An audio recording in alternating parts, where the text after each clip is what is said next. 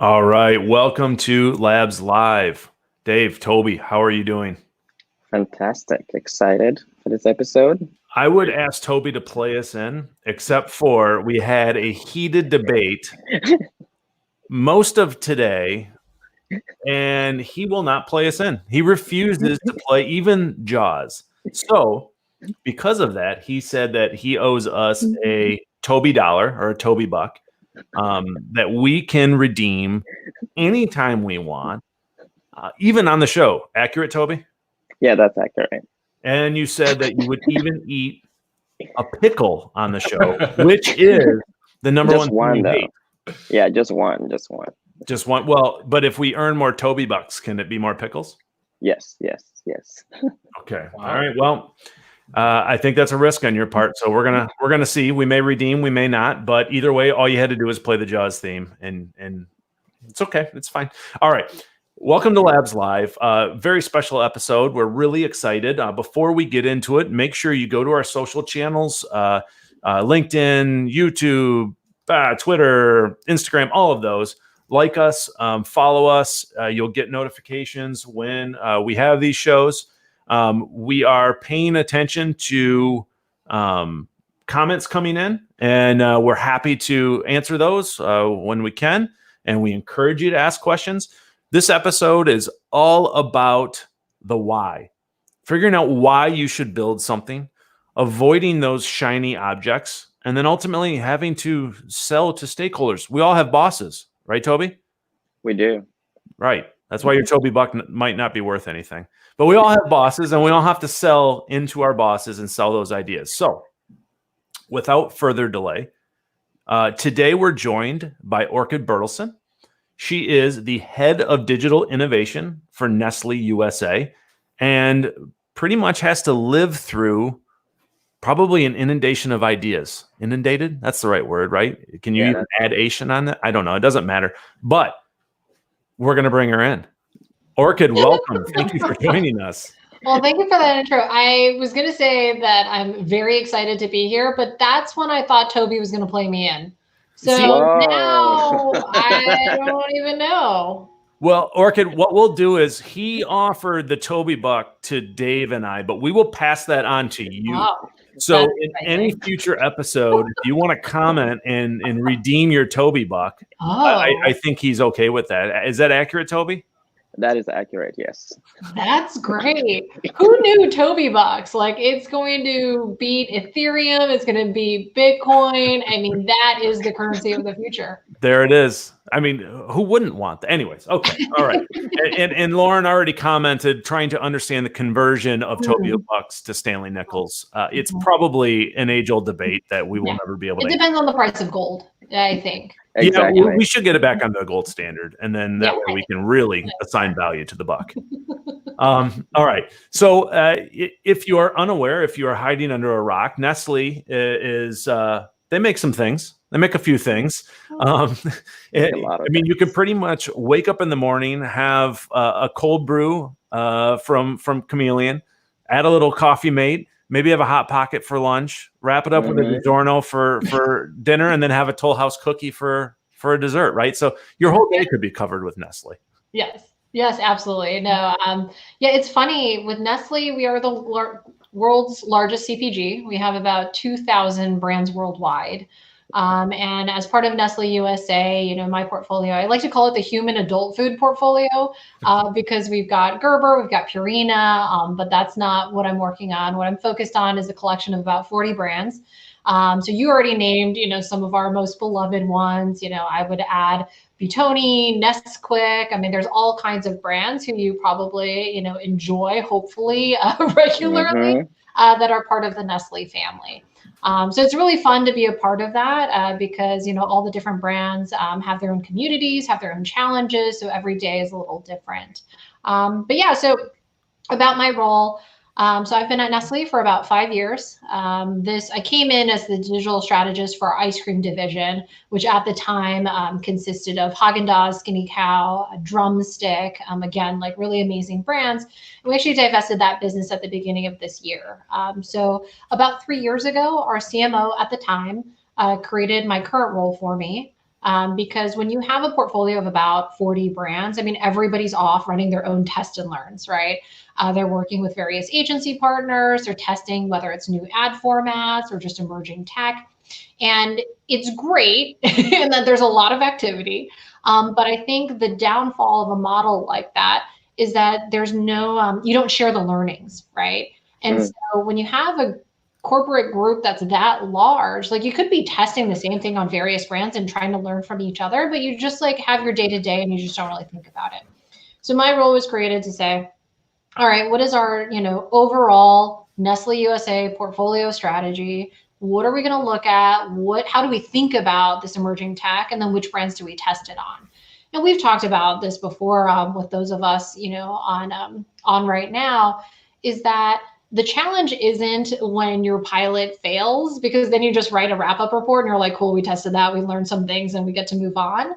The challenge actually comes with success, right? Because if you're testing one thing on one brand and like, let's say it just like delivers beyond your wildest dreams, now all of a sudden you have to scale it across the rest of the group. And that tends to be a bit challenging for a variety of reasons. So that's kind of a little bit about what I do. I focus on emerging tech. There's a little bit of new business model innovation sprinkled in there. But at any time, we have about 8 or 9 live projects right now. Those are all delivering soonish, sooner than before COVID hit, for sure. So I have to imagine being in this role and part of such a large brand, you're probably inundated with ideas constantly.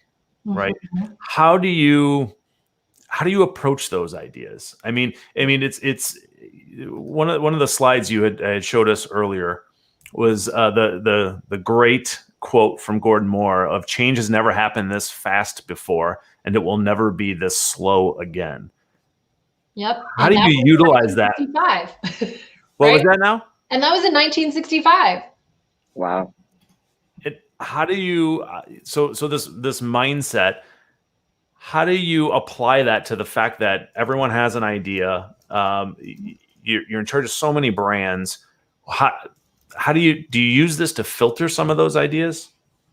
Yeah, we definitely have. So it's a lot of people have a lot of ideas. And also when an article comes out about a competitor or about something that's emerging in the space, like know that I'm getting that same article emailed to me about 20 times. This literally just happened last week. So for us to really be focused, because, change has never been this, this slow really. So for us, it's like using a couple of different models to evaluate like what's in bounds, what's out of bounds, like how mature is the technology, stuff like that. And I think we can probably, let's pull up that, the IDEO slide, and this kind of gets into like the starting with why, right? Like how many times have you guys had someone come in and be like, hey, we need to do something with blockchain, or we need more AI. And you're like, I don't even know what that means. Right. And so for us, it's really about like, what is the problem you're trying to solve? Because the technology is just a solution. And so for us, I think a lot of large companies are taking a cue from Amazon and the idea around consumer obsession. It's really about like, what is a consumer's problem that we're trying to solve? And ultimately, like, if we build this, do they want it? I think a lot of times too, you have a conversation where you get down a certain path on a solution and people are like, oh, we can build this and we can make money off of it. And I'm usually like, cool. Like, do people actually want it? And they're like, good point. And so you really ultimately want to start with the consumer. And then you kind of go into like, can we build this? So this call speaks to like technology maturity. So what I like to an example I like to use is QR codes. So QR codes, when they came on the scene, I mean, what was it, like 7 years ago? At the time, everyone's like, QR codes are going to be on everything and they're going to be amazing. And it turned out that at the time you had to download a QR code scanner. So you had to find one, download it, activate it. You scan that, you do all of that, you scan the QR code, and then you just end up going to like some like suboptimal website experience. And so there were things about that technology at the time where it's like, yeah, we can see the promise of it, but the technology's not there. Now you fast forward to today and you have a QR code scanner just built right in natively into your phone. And so for us, like in terms of like, can we build this? It's like, yes, is the technology available, but also is it mature enough for us to implement it and also integrate it into our systems? And then lastly, to be perfectly honest, like, is it financially viable? It's not ultimately about like, oh, how much profit can we get from this or how much money we can make. It's just that if you think about it and you have a consumer problem that you can build a solution to, it's got to make some kind of money so that you can either expand that solution or maintain it or support it. Because in innovation roles, I think, across companies, sometimes it's not a formal role. And so innovation's everybody's job. And so innovation ends up being like a passion project where you're like, all right, well, I'm already 100% committed with my time. Like I love this. I'm going to spend an additional 10 to 20% of my time building it out. But ultimately, like that's not sustainable. Like a company can't keep that up. And so the problem that we're trying to solve, or like, why are we doing this, really sits at the intersection of those three things. Well, and it helps, we talked a little bit earlier and you mentioned shiny objects, and we talked a lot about AR, VR, right? Those are very much the shiny objects that everyone talks about. Yep. But I like this mindset because it does help you avoid those. I have to imagine people are constantly coming with those shiny objects and just walking them through. You mentioned QR codes. Yeah. If you just sit down and really think about what your day looks like and how you would walk through and would you use that, immediately you start seeing those holes. Yep. Totally. And I think, timing is everything. So in innovation, people think like, oh, if you have a good idea, it's just a good idea, right? Like you should be able to make it work. But like timing and luck comes into play too. So if you actually bring up the hype cycle, I mean, I like that, we can talk about AR and VR. We actually had a project a few years ago around Haagen-Dazs and telling the sustainability story, because we were doing a lot to support, to build pollinator habitats and really, kind of helping our honeybees. Because the story that's not usually told is that every year, we don't have enough honeybees to pollinate our crops. And so every year, these honeybees, every commercial beehive is packed up on a truck. And that truck goes from farm to farm across the US, and they release the honeybees for about 2 weeks at a time so they can pollinate everything, and then they're packed up back into these trucks. And that's obviously a very stressful situation for our pollinators.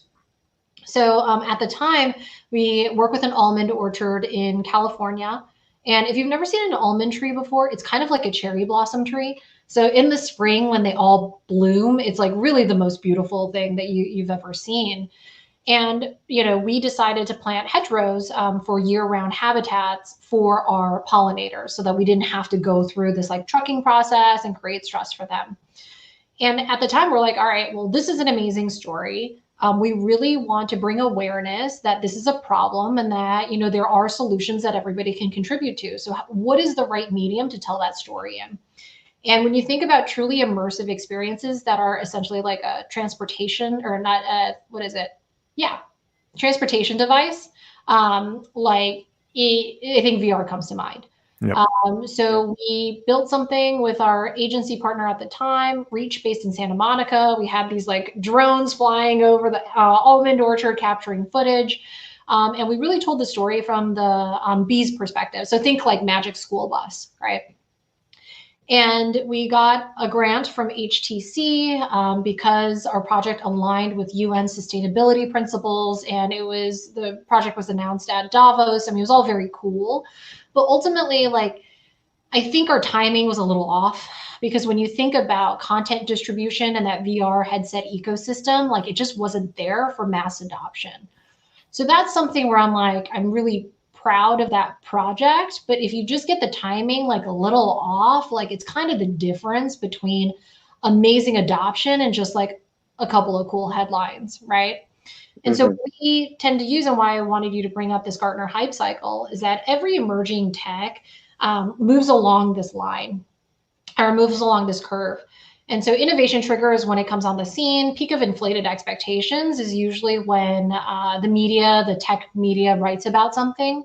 It's also when consulting firms will buy a lot of paid search terms around it. So you saw blockchain explode probably a couple of years ago. Sure. And that's when everybody can see like the promise of a technology. But the truth is that there's a large gap between the promise of the technology and the maturity of the technology. So usually someone will people will test a bunch at the peak of it, and then they'll slide into this trough of disillusionment. So in the QR code case, everyone's like, this is going to be amazing. And then they're like, oh, well, actually having to download a separate app. And like Dan, to your point, the consumer experience is full of friction. Like maybe this isn't a great use case, right? But, even though you're looking basically like buzz about the technology is moving along this curve, the technology is actually improving at a constant rate, right? Like upwards and to the right. And so what we think is like, what I find really inspiring is like, you actually test around the trough of disillusionment. Like people have kind of moved on, but the technology is actually better than it was when it was overly hyped. And so if you can really find some amazing learnings there, you can actually slingshot ahead of your competitors. So I think like when it came to VR, like technology like that, where there's a software and a hardware component, like the hardware was mature enough, but software and content distribution wasn't. So that's kind of, in hindsight, like, I don't know, at least we learned something out of it. Yeah. Well, and I think, go ahead, Toby. Yeah. Now, like, I was just curious, like, looking back in hindsight now, how do you kind of know going forward with like projects when the timing is right? Which part of like the truth of disillusionment, when do you know like this technology, maybe we should start looking at it again? How do you know? No, that's a great question. I mean, it's innovation. So you're trying stuff that people haven't tried before or try to apply it to an industry where they haven't before. So you're never going to get the timing right. But I'll use blockchain as an example. So that's what I started looking into it a couple years ago when, it was like when CryptoKitties was around, right? Everyone's like, oh, cool. Like, let's just, buy some Bitcoin and buy a CryptoKitty. So at the time, it was honestly a lot of research, a lot of talking to different startups in this space and trying to understand like what was happening between like the media buzz and also like on the ground, like who are the players and what are the applications they're actually focused on. So it's not like I know there are a lot of like vendors and tools out there where they're like, oh, you can just like look up this information and it's readily available. But the reality is like when it comes to innovation and really trying to find new solutions to like traditional problems, and Dan, if you want to pull up our working definition, it's a lot of hard work. Honestly, talking to different communities really helps. I talk to people, in different companies all the time, in startups, in like platform partners. And so it's really like just trying to consume as many data points as possible and, analyzing it and coming up with your own interpretation.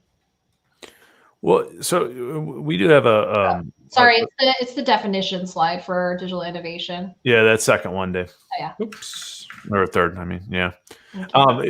Since we had a question come in from Shannon on LinkedIn, which I think is, I'll bring it up. Okay. She's asking what is the value, would customers want this versus trying to anticipate future needs and wants, which I think that the emerging technology hype cycle kind of comes into play there. Yeah. I mean, absolutely. We absolutely want to ask I see. It's a balance between, so there's a couple of projects we're working on where like one of the big questions is like, are consumers ready to use this, right? Like, is like the solution that we're looking at too advanced for the core problem? And so ultimately, like the problem is going to remain the same, right? Like problems can be divided into like, is this a current problem that we need to solve for immediately versus is this an unmet need and there's an opportunity? So there's always kind of a balance with those two. And it's not binary, it's not either or. We definitely have projects that are more focused on like, hey, here's an immediate problem that we need to solve today versus here's where we see like the trajectory of, let's say, grocery e-commerce going, and we think that it's going to hit this in 2 years. And so let's start to figure out how to solve that. So even like from a problem perspective, you have like different time horizons, but ultimately like you can either solve something that people need today or try to meet an unmet need. And it's just up to you and your organization, like what your purview is and what you want to focus on. Because ultimately, like I think the opportunity with solving a current problem is that you'll have more data points to prove out a business case for it versus an unmet need. It's more like opportunity and a little more amorphous. From a solution perspective, though, like let's say you have a problem that you want to solve today for your consumer. Two solutions. One solution, widely adopted, can absolutely turn it on today. Okay, should probably be doing that anyway. And then the other solution is further out. It's much more advanced from a technology perspective. It's pretty low in adoption. People don't really use it yet. And so this is where some companies have a gambling fund, right? They're saying, hey, from our central budget, let's place a couple of bets. But again, in that model, you got to place a couple of bets. You can't just put all your money on black or whatever it is, right? I don't play roulette, but I hear that's something people say. So it just like, unfortunately, and I hate this. I hate not giving like really clear answers because like it really just depends. Yeah, I mean, there's no, we talked earlier, there's no really predefined way to do any one thing. And I think even coming back to this, the definition of digital innovation, I think oftentimes you hear innovation and you think world-changing technology. Yeah. And instead, it's very much the small things. Sometimes even a process change down the road can make a big difference. Yeah. I think it's a very US mindset because we're very individualistic as a society. And so in the US, when you think about innovation and think about the people in the space who we really look towards, like a Zuckerberg or an Elon, I mean, those guys, like we value things like ideas that have never been thought of before. Like they built something out of nothing. Sure. And it just like they're the first in their space, right? And that's amazing. But there's also a lot of opportunity. And Dan, to your point, like optimizing or fixing something that's kind of broken today, or doing something a little more efficiently and a little more effectively. So when you think about customer service systems, one thing is like, the tagging of conversations. So when you are dealing with, tens of thousands of consumer inquiries every year, you have people, the phone operators like tagging the conversation. So they'll say, all right, this one was about flavor. This one was about packaging. But sometimes, a question will come up and they're like, oh, well, I don't have a tag for this. So I'm going to create a new one. And then all of a sudden your structured data becomes unstructured, right? And so if you were to say, all right, we're going to use artificial intelligence and just make sure, and like maybe some natural language processing to understand the nature of the conversation and tag it appropriately, by just automating that one function so that your data integrity is better than it was yesterday is amazing. It really is. Like it's not as sexy as like, oh, I'm going to build the world's first social media platform. And I think what you also see like with our culture of like needing to come or generate ideas like out of scratch, like China, like there's so much innovation coming out of China and all they do is just copy each other, right? They're like, oh, well, that's an interesting thing that you did, but I'm going to do these like other different things and make it even better. And like, that's innovative too. And I was actually going to, excuse me, I was going to ask your personal opinion on, and you kind of touch on this, first to market versus best to market. Yeah. It's funny because I think a lot of people do focus on like, I just want to be first, right? Yeah. First in comments. Like, why are people first in comments, by the way? Like, I really just genuinely don't understand that. I think they just want to say that they were like saw it before anybody else, right? And so if you want to be first to market, I think that's fine. I think there's value in it. If you're saying, hey, I just want to show that we are ahead of the curve. I want to get some PR buzz around it. Maybe it's good for recruiting. Maybe it's good for our overall brand equity, right? Is to be first. Totally fine with that. But when you're talking about change that is sustainable and scalable, I think you can be a fast follow. Like that actually ends up being a little more successful in a lot of cases, again, because of the adoption curve, right? Like if you're first, like that's when the hype is like the loudest. So like, let's say if we had offered an ICO like 2 years ago, people have been like, cool, like that's interesting, blip on the radar. But would we have actually put it into practice, and could we have built on it over time? Like, I don't think so, because it just like the technology wasn't that mature. Like there wasn't a problem we were trying to solve, unless that problem was like, hey, we look like we're behind and we just like need to create some buzz. So I think there's value in both. Again, like I think we end up having a lot of false choices where we think it's an either or, but it's an and. I do like the slight sorry, Toby, I'll let you jump in a sec here. I do like the slight distinguish though between first to market could be a little bit more, I'm not going to call it a stunt, but a little bit more of a PR play, sure, which in and itself can certainly have value. Totally. But that fast follow or the best to market, yeah, that's where it's sustainable. It has a thought out model. You hope, at least. Yeah. You always hope. But Toby, you're going to add something? Oh yeah. I was just thinking that just as we talked about like companies like having a gambling fund where you place bets on multiple projects and you have a lot of these innovative ideas. How are some ways that like you kind of like de-risk them? Like even if you're doing a couple, I know you've talked about iterative, like proving, validating. I just wanted to touch on that a little bit. How do you de-risk those ones you choose? That's a great question. And, you know, this kind of like goes into our selling in of ideas part too, right? Because again, I think a lot of people think, all right, I have this great idea. It is world changing. You know, it is amazing. And anybody who hears about it is going to want to jump on, right? But if you're talking about true innovation or even like solutions that have not been implemented before, there's a ton of risk. And I was actually reading an article in Harvard Business Review a couple weeks ago, although time's a flat circle, so maybe it was a couple months ago, but it was all about corporations' risk appetites. So when you talk to someone one-to-one, and if you ask them they're high risk and you're saying like, hey, if we were to do this, like it's going to, you know, there's a 60% chance it's going to work. Are you comfortable with that? One-on-one, they'd be like, yeah, that's like better than half. So cool. Yes.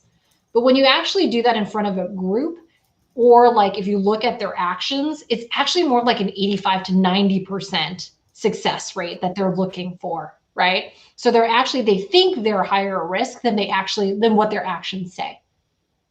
So ultimately with innovation, you know, it's innovation dollars are always a little tricky because every company is short-term focused, right? If you go from a startup to a large corporation, like if they don't make money today, like they can't pay their people, right? Or they can't like satisfy their shareholders. So inevitably every business has to look at the short term. Innovation's hard because you're asking for an investment in a possibility. Like it's not proven out, because if it's proven out, like why aren't you just already doing it, right? And so you are asking people to take a leap of faith in a way that can, you know, really, really benefit them with outsized, you know, outcomes. But if they fail, people are afraid to fail. Like that's the reality too. So ultimately, every project we have, there is this process of de-risking. And so Toby, to your point, like being iterative means that every time you iterate, you're learning something new that you didn't already know. So in effect, you're de-risking it, right? The whole plan though, like what you need to have is in the upfront, say, all right, these are the known knowns, these are the known unknowns. And then what you get to is like unknown unknowns. We've never done this before. So maybe there's something came up where you're like, well, this was my assumption. Like I actually thought that this was something that a solution already existed, but it turns out we need to build it, right? And so good news, de-risking it, found out something you didn't know before. Bad news, got to ask for more money. So inevitably, it's just all de-risking and it's all just learning. So as kind of in part of that de-risking process, I'm sure this happens multiple times, but you mentioned you have to sell. So you may go to the first person and say 60% chance and they might be interested, but then going to the next group, it needs to be 85, 90. How do you approach? We all have stakeholders. We all have bosses, right? Like, how do you approach that? Are they just colleagues that you're winging things to, or are you treating them like true investors? Yeah, depends. So there are definitely, I mean, it's such a large organization. Like we are a global company and we have multiple layers. We have various innovation teams, right? Whether at the global level or, other regions, whatever it is. A lot of our innovation also focuses on product innovation. So like new flavors, new formats, new packaging, stuff like that. So over time, you start to essentially build your own little panel group inside the company. And what I found helpful is if that panel exists of cross-functional stakeholders. So maybe you have someone from finance, you have someone from legal, someone from procurement, someone who's a peer, someone on a different team who you just trust, right? And I don't usually prepare anything formal for those conversations. I think it's a little easier to have something to speak to because ultimately what you want them to do is pressure test it. Like you're not going to have, I mean, we would all like to think that the first version of our idea is the best one, but that's not true, right? Right. So what you want to do is have people who you trust pressure test it, and then before going into executive meetings, like I'll actually poll people and be like, hey, what were they saying before? Like anything, like you guys just presented to them recently, like what questions came up? And what I'll also do is a lot of our executive team, they'll post internal videos, right? So I'll make sure I watch those because they'll always usually address like something that they're interested in. So you kind of have to do your research. So that's kind of like the first stage gate is like, all right, I'm going to pressure test this with people who know me, who trust me, who I trust, and let's see what they say back. And then in terms of the selling in, like when you're talking about stakeholders who are either allocating people resources or money resources, or even like with the executive team, what we wanted them to do is remove barriers, right? There is a specific action that you want them to take. That's when you have about 20 versions of the same deck, right? Because everybody, and I kind of, liken this to Game of Thrones. Ultimately, it's a little less dramatic, but you really want to understand what that person's motivation is, what they care about, because you want to sell this thing into them in a way that is mutually beneficial. So if you're pitching the CFO for dollars, better show them savings, better show them efficiency. Maybe it's an alternate revenue stream. Maybe it's how long it takes to pay back the investment. Because they're not giving me money for projects. They are loaning money to me for projects. And I got to show a return. And that return could be monetary, right? But it could also be, and we touched on this a little bit, return on insights. If we do X, what are we going to learn that we didn't know before? And is it worth that investment?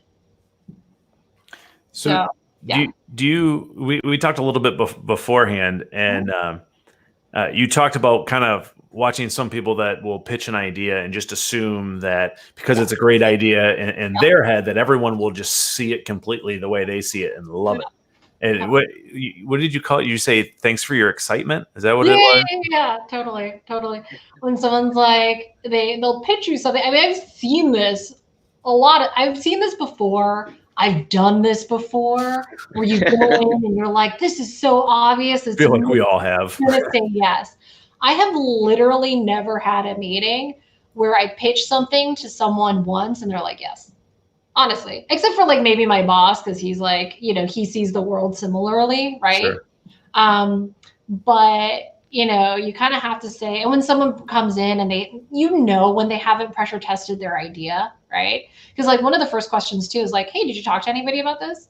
Mm-hmm. And they're like, oh no, like I just like saw this problem. I'm like, is it really a problem, or is it just like this cool thing, right? So then you're just like, I appreciate the excitement. Like I love when people are passionate and when they're excited about something, because that's something you can't teach, but you do have to direct it in a productive direction, right? And so, people think that there's value in the idea, and there is, but ultimately, like, people aren't going to give you funding for their project because they like you. They're just not. It's funny. We all kind of hope that to be the case. Yes. And until you get into that room and then you just see a lot of blank stares. Yeah. Because when you think about it, and I've been in those situations before. I actually had a project pitch where I was in front of a bunch of like our executive stakeholders. And the thing is, like, sometimes you walk in and you like get down into the details, right? Because you're like really nerding out about this thing. So it's like, hey, like blockchain, like let's talk about like hashes and like, hey, the application is like an ICO, like whatever. And then you forget that when you have a very diverse group, all of their like starting knowledge base is different. So a lot of people overthink it, and you're like, actually, I have to do this is the landscape, this is the definition of what it is. So we're all on the same page. This is where the opportunity is. This is where like some other people, like you kind of have to do a 101 almost. And some people freak out about that because they're like, well, I don't want to tell them something they already know. I'm like, well, ultimately you're the expert in it, right? And so if you're the expert, like just explain it in a way where people who have no exposure to crypto or to blockchain can easily understand it. Like that is your first thing that you have to do, is level the playing field. I like that. And I'm going to bring up the last slide here. And it kind of summarizes the, you start with why, avoid the shiny object. And then ultimately we're always selling everything. We're selling ourselves, our ideas, a product. It doesn't matter. We're selling. Yep. So I have to ask, with this in mind and considering your role, and I'm going to spring this question on you here. Oh, okay. What if someone wanted to get into innovation, and particularly innovation at a larger company? Yeah. What is your piece of, if you could give one piece of advice, what would it be? Yeah. I think to chart your own path. I think that, in my background, I've always worked for really large companies. I was at McGarry Bowen before, and they're a Dentsu company. I was at Skadden, which is a global law firm. I mean, I've only ever worked for really, really large companies. And I think a lot of people, when they get into a role, they think that a common misconception is that your manager or people higher up than you are like sitting there like charting out your career path, right? I think that does happen in some organizations, but in my experience in large companies, like there's so much going on that you're going to be the person who cares the most about your career, right? Like that's a piece of advice I got early on, and I think it's really like served me well. And so when it comes to innovation or anything that is outside of your scope of work, what you have to do is like you have to just like really kick ass at your job. You do. Like that is what you have to deliver on. And any kind of innovation projects or side hustles that you have at work of just like passion projects, that is, you can do those, but know that you got to do the other stuff you were hired to do well. And I've definitely, I think we talked about this. Like I've been in situations where I've had people on my team say, hey, I would really, that, special assignment you gave me or that I wanted to do, like, I really loved doing that. How can I do more of it? And the response is usually like, hey, but like, there are a couple of things where it's like your day job, like you could really improve on. So like, I would love to give you more, but you're not showing me that you can already deliver on what you were signed up to do. I like so it really does have to be like an above and beyond. And I think one thing too that people don't realize is that in order to get that next job, whether it's a promotion or like a growth opportunity, like you have to start doing it before anybody's ever going to formalize it for you. Absolutely. And just to follow up on that real quick, I think you just talked to like the individual interested in innovation. Now I think the follow-up is for companies that are just huge. How do they foster this kind of innovative environment? Yeah, that's a really hard question. It's really, really hard because when you have large companies, a lot of the activities are towards execution, right? It's not necessarily for new idea generation. And normally they don't have the agility or the culture because they've been doing something the same way for, over 100 years in some case. I mean, like Nestlé's been around for over 150 years. So some of it, I think a lot of it, I mean, we have an amazing CEO. So like a lot of it is leadership, and it has to come from top down, saying like, hey, these are the expectations. We want to think differently. We want to act differently. And, our focus is on improving our consumers' lives, improving their experience with our products. Like that is what you should focus on. So a lot of it is cultural. And then a lot of it is just, again, starting with the why. Like, I think that you're probably seeing like digital transformation pop up a lot. I think if you do a quick Google search, probably consulting firms are buying that right now. Oh, yeah. So, and my question is always like, why are you transforming and what are you transforming into? Like, why are you doing this? Right. And the answer, I mean, there can be many different answers. It could be that there's a lot of new competition in this space. And so if we don't transform, we can't keep up. It could be that the consumer is demanding it and we're not meeting or exceeding their expectations. I mean, the answers could run the gamut, but ultimately you want to know why you're doing something. And then that's when you can start to say like, all right, in order to solve this thing, like there are different solutions here. And maybe like there's a team that is, more specialized to focus on that than another team, right? So yeah, that's the $1 billion question, Toby.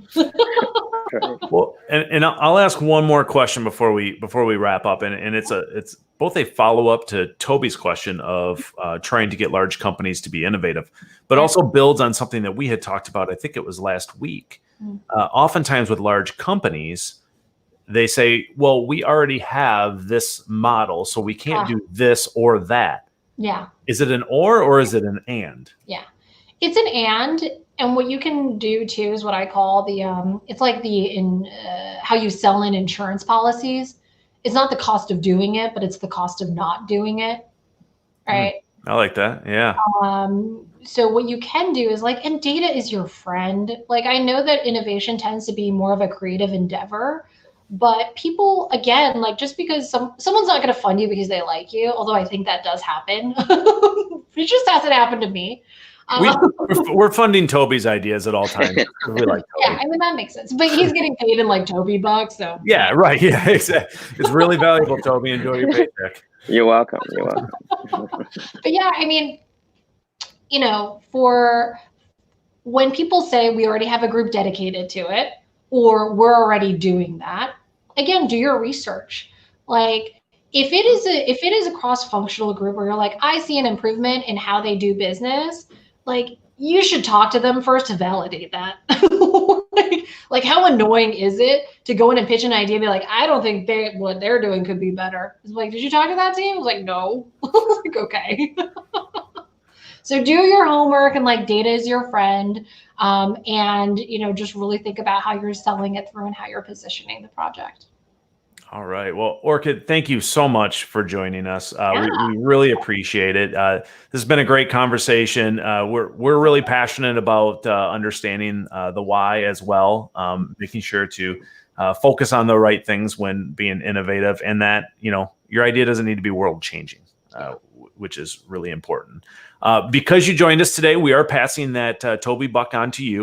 So yes, exactly. So in any future stream, if you want to ask for something in the comments, we'll make sure Toby does it. And because that's what he promised, right, Toby?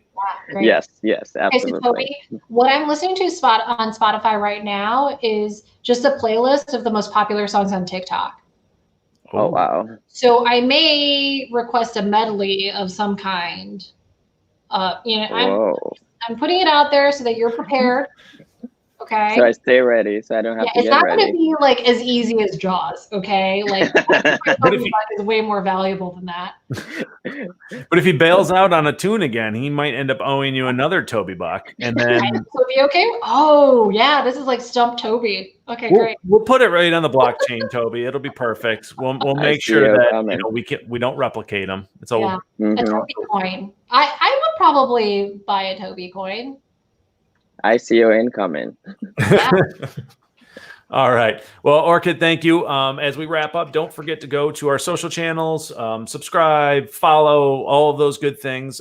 You're going to be able to see this episode later. If you are watching it later, then that message really doesn't matter to you. But we'll have more. I don't know when the next one's scheduled, but we will be live again on Friday for Friday 15. And Dave, do we know the topic yet for Friday 15? Cereal bracket. Cereal bracket. So we are putting together different cereal brands that we will have go head to head, 16 of them, to see who wins in the bracket and to listen to a lot of people complain because we won't pick the cereal you like. And that's okay. All right. Thank you for tuning in. We'll talk to you later. Thanks, Orchid. Bye. Thank you. Bye.